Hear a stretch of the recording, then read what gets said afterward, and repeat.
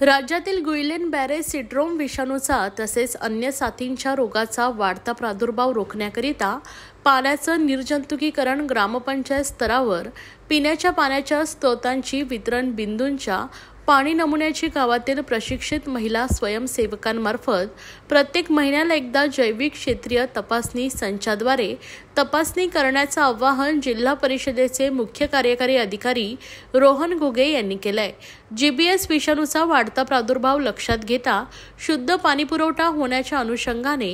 गाव पातळीवर नळ पाणीपुरवठा योजनांचे स्त्रोत, शाळा, अंगणवाडी व नळाद्वारे घरामध्ये उपलब्ध होणारे पाणी यांच्या जैविक तपासणीसाठी आवश्यक पाणी नमुने अभियान स्वरूपामध्ये गोळा करून नजीकच्या भूजल सर्वेक्षण व विकास यंत्रणेच्या प्रयोगशाळेमध्ये जमा करून प्रादुर्भाव रोखण्यासाठी प्रयोगशाळेत जैविक तपासणी करण्यास प्राधान्य देण्यात येत आहे। ग्रामीण भागातील घरगुती व सार्वजनिक स्त्रोत 2365, ग्रामपंचायत कार्यालय 431, शाळा 1269, अंगणवाडी केंद्र 1152, आरोग्य केंद्र 33, उपकेंद्र 180 असे एकूण 5430 जलस्त्रोतांची तपासणी करण्यात येते।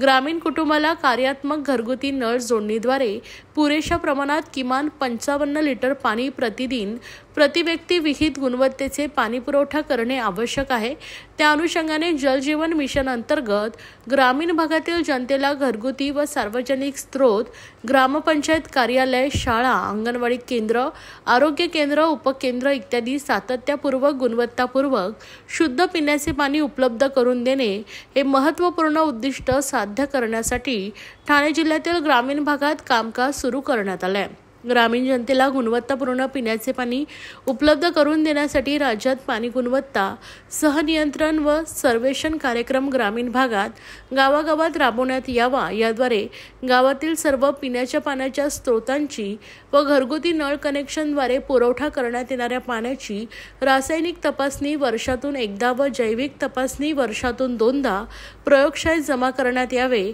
असं आवाहन मुख्य कार्यकारी अधिकारी रोहन घुगे व प्रकल्प संचालक जल जीवन मिशन प्रमोद काळे यांनी केले आहे।